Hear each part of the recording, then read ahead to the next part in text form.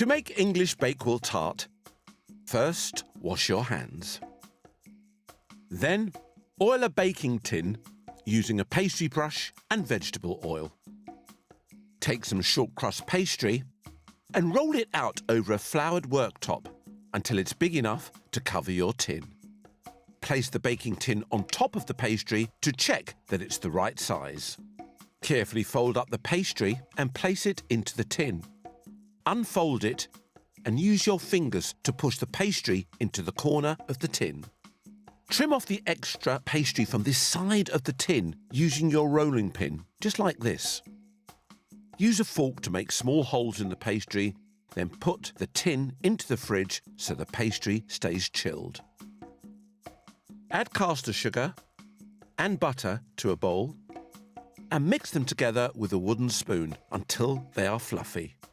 Crack an egg, check there is no eggshell, whisk it with a fork and don't forget to wipe your hands.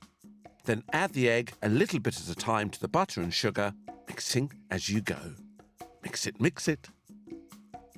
Now add ground almonds and self-raising flour and mix it again. Squeeze the juice of half a lemon into the bowl and give it another mix. Take the pastry out of the fridge.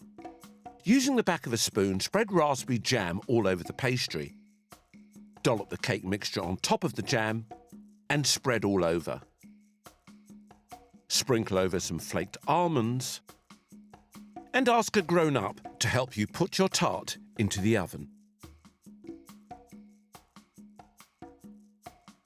When your Bakewell tart is cooked, it goes really well with fresh fruit.